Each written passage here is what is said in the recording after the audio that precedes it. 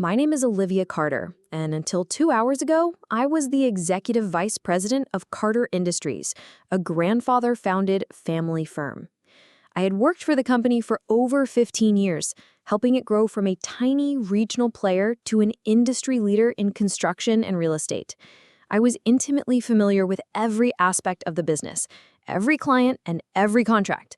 And I had done it all while my brother Adam dealt with the company's public image and board politics.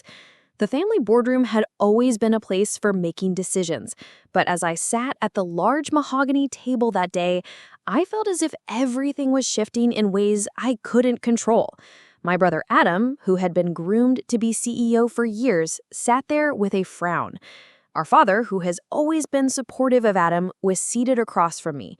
I could feel the tension in the air before anyone said anything. My father began, his voice calm but forceful. "Olivia, you are relieved of your duties as EVP effective immediately." I glanced at him, trying to understand what he was saying. I felt like the room had whirled around me. Adam's eyes glittered with almost victorious joy, and the coldness in his tone spoke it all. I had been outwitted.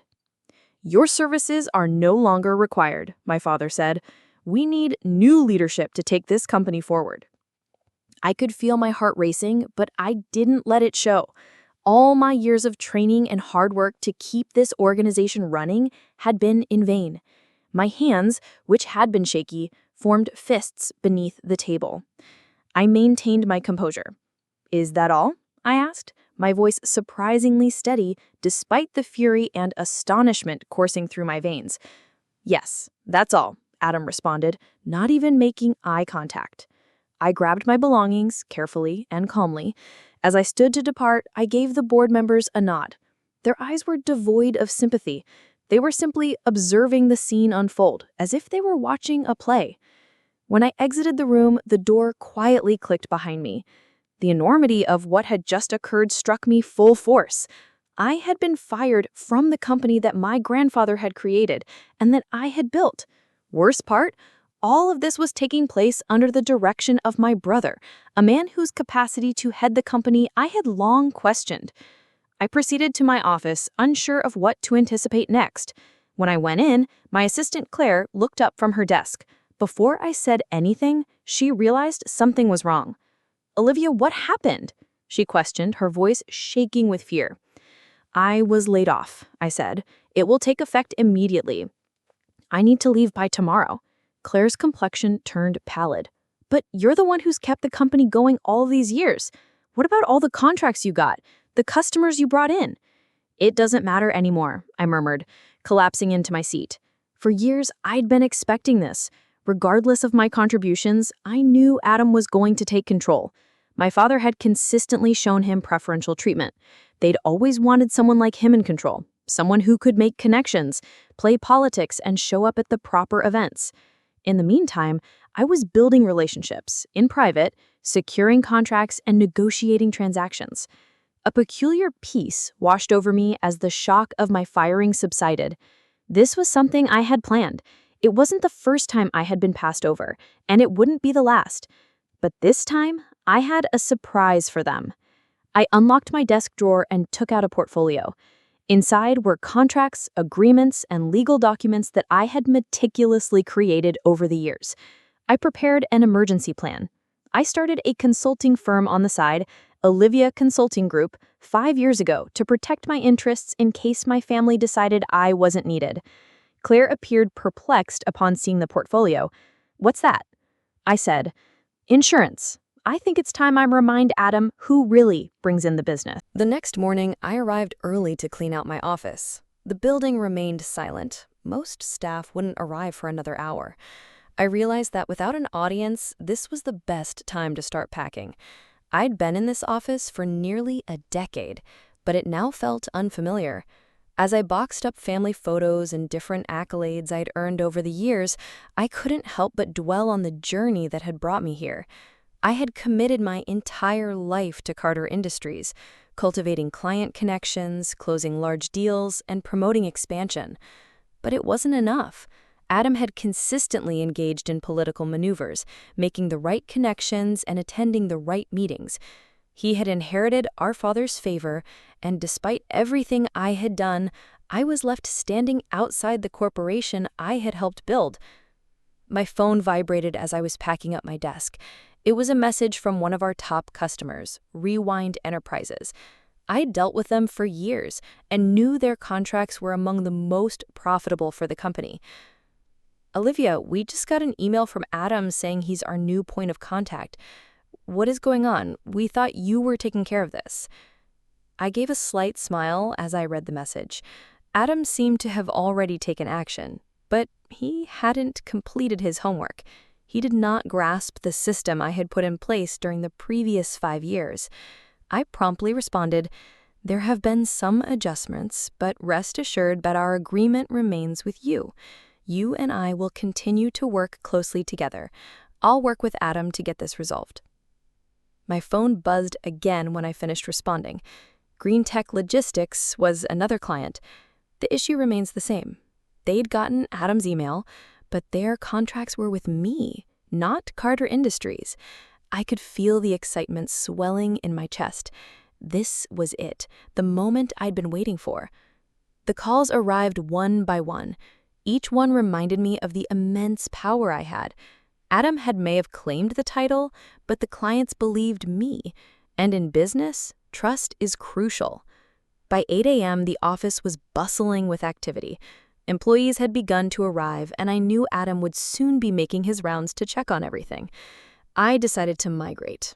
I messaged my attorney, Jane Matthews, detailing the problem with the contracts and my urgent plans. "Jane, Adam does not realize that all of our major clients have contracts with my consulting firm, not Carter Industries. I must guarantee that these contracts are upheld and that my interests are protected. I intend to file a lawsuit if required. Let's talk about next steps." My phone rang before Jane had time to react. Adam was the one in question. "Where are your client files, Olivia? Beth Winters of Rewind Enterprises says she will not work with us until you're involved. What is going on?" I acted without hesitation. "Adam, the client files are precisely where they have always been. They are located on the shared disk. We have organized them by account. As for Beth, I recommend that you review the contracts thoroughly. They work with Olivia Consulting Group, not Carter Industries." There was a lengthy wait on the other end.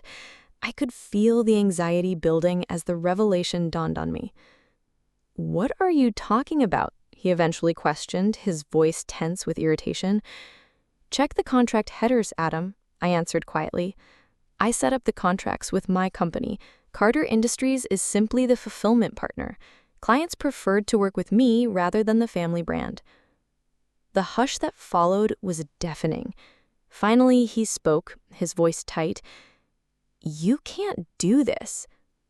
I permitted myself a brief, triumphant smile. "In fact, Adam, I already did. That was 5 years ago. Dad gave his approval, and the board signed off on it. You were too preoccupied with politics to grasp how the industry truly worked." There was another extended pause.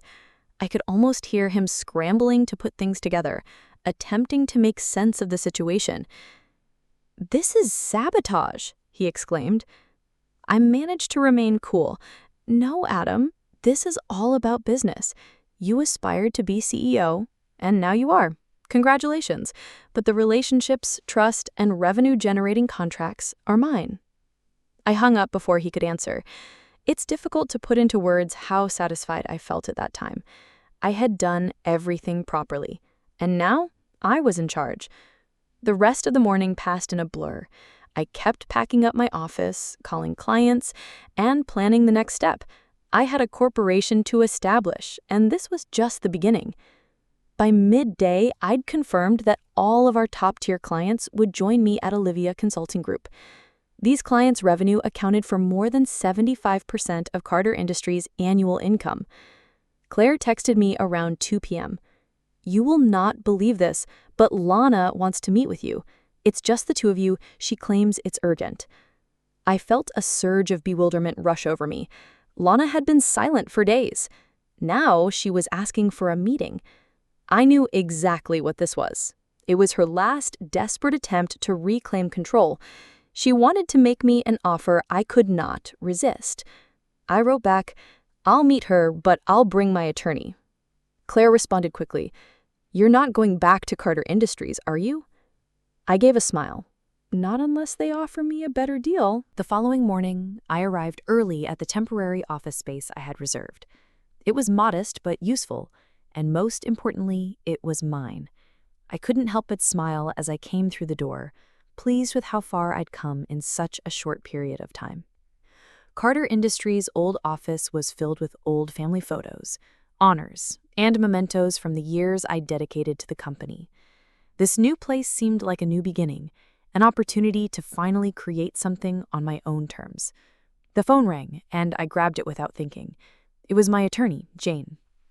"Olivia, the board meeting has just ended," she remarked, her voice filled with expectation. "I've received the complete details. Lana has moved." "Tell me," I answered, my heart pounding slightly. "What happened?" "The board reviewed the contracts you established and decided to take action. They offered to hire Olivia Consulting Group as a permanent contractor for Carter Industries, but only under a new, more established, long-term agreement. It's a rich deal. They're proposing 5-year contracts with performance bonuses and an annual payment system." I took a pause. This was not what I had expected. They weren't trying to exclude me. They were offering to legitimize the same arrangement I had already made. It was enticing. The contracts were firm, and the payment terms were better than what I had under Carter Industries. The board's approval made it possible to grow my company and secure its future. "But there's a catch, right?" I inquired, recognizing the underlying meaning. "Yes," Jane answered. "The caveat is that they want you to commit to working within their current framework, at least for now. They've offered to integrate you as a contractor, but Lana will remain CEO. She'll make all of the key decisions." I felt a knot in my stomach tighten. The prospect of working under Lana's guidance again, even in a limited capacity, caused me to reconsider the offer totally. I'd tried for years to get out of her shadow. Now they wanted me to return and play second fiddle to someone who had no idea what I brought to the table. "I'll need time to think," I responded, attempting to maintain a calm voice. "It's a favorable offer, but I need to consider all options. Let's talk later today." After disconnecting, I turned to my squad, which included Claire, Jordan, and a few others who had followed me. To be honest, I did not need Carter Industries to survive. I already had enough clients and infrastructure to run a successful firm. However, despite the allure of this offer, it would require me to return to a setting where I had experienced disregard and undervaluation. It would include dealing with a sister who had pushed me away, a father who had failed to acknowledge my worth, and a firm that didn't fully understand what it takes to establish and maintain relationships in this field. "This is a big move," Jordan replied, rising from his desk. "What are you thinking?" "I'm not sure yet. It's tempting. However, I have built this company from its inception. I would rather not return to being a contractor, even if the pay is high. I want to build something bigger than anything I could have done at Carter Industries." Claire spoke out, her tone pragmatic and steady. "You've already demonstrated that you can do it, Olivia. You've got the clients, the team, and most importantly, control. This offer may provide some stability, but it does not provide freedom. You're creating something that is yours right now." Her remarks struck me harder than I had anticipated. She was right. I did not need to accept the offer. What I needed to do was take the initiative and continue building on what I'd started. I texted Jane that I was not interested in the offer. It was time to move. No more waiting, no more relying on a firm that never valued my work. Lana called several hours later. I let the phone ring twice before picking it up. "Olivia, we need to talk," she remarked in a tense voice. "You need to know what's going on. You owe them an explanation." "I don't owe anyone anything," I said evenly, my words coming out stronger than I wanted. "You laid me off, remember?" I noticed the silence on the other end, but it no longer bothered me. I had taken control. "You've made your move," she eventually stated, "but you're making a mistake. You could have come back. We could have worked together." "No, Lana," I responded quietly. "You wanted to be the CEO. Congratulations, you have it." What about the commercial partnerships and revenue-generating contracts? They are mine. And if you don't understand, I am not interested in returning to Carter Industries. These agreements are not subject to your terms. Lana's voice raised in fury. You cannot just leave like this. You're jeopardizing everything. No, I responded, my voice steady. I am not risking anything. I am now gaining control of my future. I am moving forward. With that, I hung up, a sense of closure overtaking me. I had concluded my relationship with Carter Industries. The days following the call with Lana were hectic. Despite the emotional strain of the past few weeks, I remained focused on my next steps. The Carter Industries offer was intriguing, but I knew it wasn't the correct decision. The present was my moment to create something permanent, something truly mine, and I wasn't willing to waste it by returning to a firm that had always treated me as second class. I spent the following few days putting the structure together for Olivia Consulting Group. It was more than simply a consulting firm. It was a full-service logistics provider capable of competing with Carter Industries in every manner. I had previously secured connections with some of the region's leading logistics suppliers, and now I wanted to develop a team capable of carrying out my vision for this company. Jordan, Claire, and a few others had followed me from the start. They had a thorough understanding of the business and shared my commitment to its success. We began the process of seeking additional employees to help us grow the business. It was exhausting, yet exhilarating. We were building something from the ground up, and I was finally in command. However, the road ahead was not without difficulties. We were up against industry behemoths like Carter Industries, who had years of established infrastructure and a vast client base. We did not have the advantage of a large warehouse network or transportation fleets. We began with partnerships and relationships, which, in my opinion, were the most valuable assets in this business. We had grown from a small group of employees to a complete workforce of 12 in just 2 weeks. We had obtained a tiny office space in the city center, and our clientele was slowly increasing. The most significant factor was that we had relationships. Clients who had followed me from Carter Industries were pleased with the service we provided, and they trusted us to deliver the same level of excellence they had previously received. My phone buzzed late one night as I was reviewing contracts and planning for the coming quarter. Jane had sent it to me. I have some news for you, Olivia.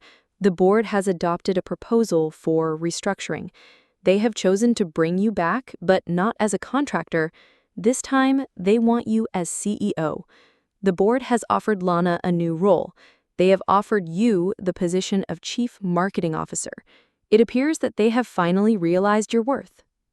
My mind was racing. I froze for a second. After everything had happened, they were offering me the role of CEO. They wanted me back after I was fired and ignored for years. It was an enticing offer, but I wasn't sure if I could accept. The scars were still raw, and the dynamic between Lana and me had transformed forever. I gave Jane a call. I'm not interested in going back to Carter Industries as CEO, I stated with determination. They made their decision by laying me off. It's already too late. Jane paused. I understand, Olivia, but this is an incredible opportunity. They're offering you control, true power over the company's direction.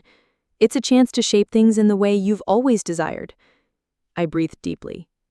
She was absolutely right. It was a tremendous opportunity, but I'd already started something new. I had already shown that I did not need Carter Industries. Olivia Consulting Group was doing well when I founded it. The company was expanding, the clients were happy, and my team was committed to our success. My family's validation was no longer necessary. I had learned to trust my instincts, and they had guided me to a state of freedom. No, I finally answered. Say thank you to the board, but no thanks. I'm starting my firm. Jane didn't object. She understood. By this point, it was clear that my judgment had been correct. Olivia Consulting Group wasn't just surviving, it was thriving. Our client base expanded, and the company was on course to outperform even our most ambitious expectations. We were obtaining contracts I never imagined possible, and the team I had assembled was working harder than ever before to make this company a success. But as the company grew, the personal component of the story persisted. I hadn't spoken to Lana since the day we last met, and while I had no plans to rebuild our relationship right now, I knew this chapter wasn't done. There was unfinished business between us, which I couldn't escape forever.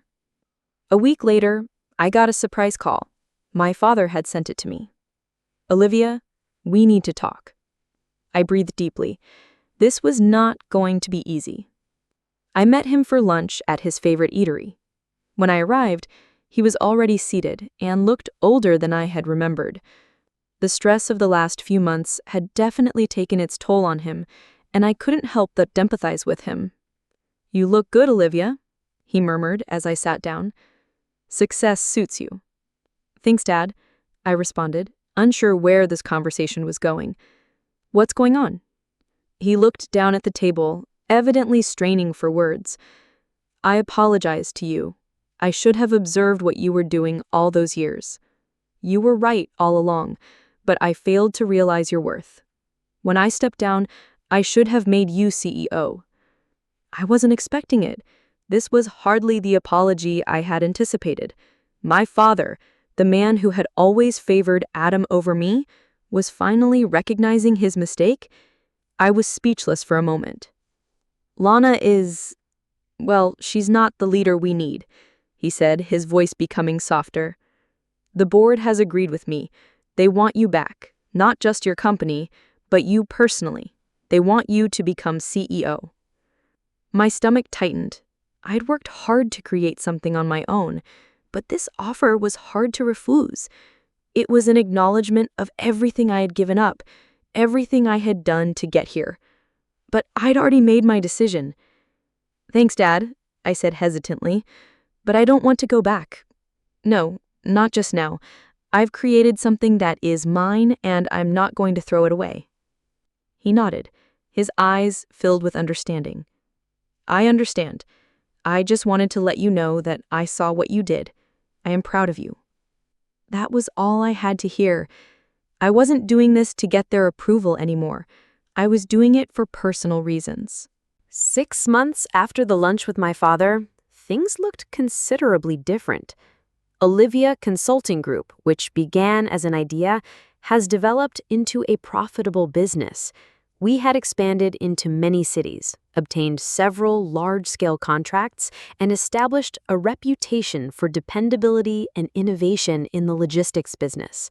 The journey had been difficult, but each struggle had only strengthened us, and I had no regrets.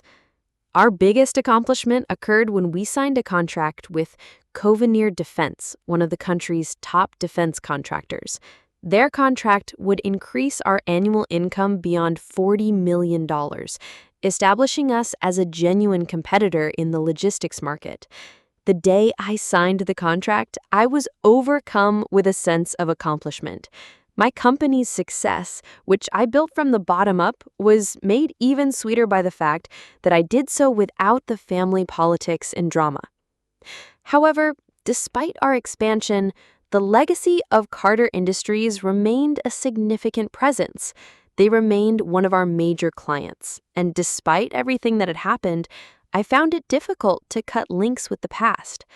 The company had been a part of my life for so long that I couldn't help but feel a bittersweet attachment to it. That afternoon, I received a text message from Jane as I entered our new office, our headquarters now secured in a large downtown building. It was short, but carried an impact. "The board wants to meet with you. They've offered to make you CEO again, but this time on your terms. They are willing to give you complete control." I stared at the message for a time, letting the weight of it sink in. After the betrayal and my success, they begged me to come back. I was eager to assume control and manage a company I had assisted in founding, yet I never fully valued it. The offer was appealing. Carter Industries was still a powerhouse, and being CEO would grant me access to resources that I could only dream of. But as I sat at my desk, I realized I no longer needed them. I had something far more valuable now: freedom. I now had the liberty to make decisions that would benefit my clients, staff, and future. I didn't need their approval anymore, nor did I need to return to the company that had always undervalued me. I texted Jane back, "Tell them no. I'm content where I am." Later that evening, I met with my team to discuss our next actions. We had just signed a large contract with a logistics firm in Europe, and I could feel the excitement growing in the room. This was our chance to enter a new market and broaden our reach. "All right, team," I said, stepping in front of the whiteboard. "We've come a long way in a short period of time, but we're not finished yet. We have outstanding goals for our company, and I need all of you to keep moving forward. We're going global, and nothing will stop us now." The team answered with a cheer, and I couldn't help but be proud. We had created something great, and this was just the beginning. As the weeks went on, I continued to see the company expand. The agreement with Covenir Defense paved the way for us to secure large-scale contracts with corporations in Asia, Europe, and South America. We were a logistics powerhouse, and we had developed it entirely from the bottom up with no assistance from Carter Industries. However, despite our ascent to unprecedented heights, I struggled to overcome the legacy of the past. My father had sent me several more text messages, each apologizing for his role in everything that had happened. It wasn't that I didn't appreciate the gesture, but it was evident that no apology could ever undo the years of ignoring my contributions or the toll that the family dynamic had taken on me. One day, I got an unexpected call. It came from Lana. "Olivia, we need to talk," she stated with a tight voice. "I'm not expecting you to forgive me, but I wanted to apologize. I've learned that I've been wrong about many things. I pushed you away because I was terrified, but now I see you were the one who always had the vision. You were always the one who understood what the company needed." I paused, my emotions conflicted.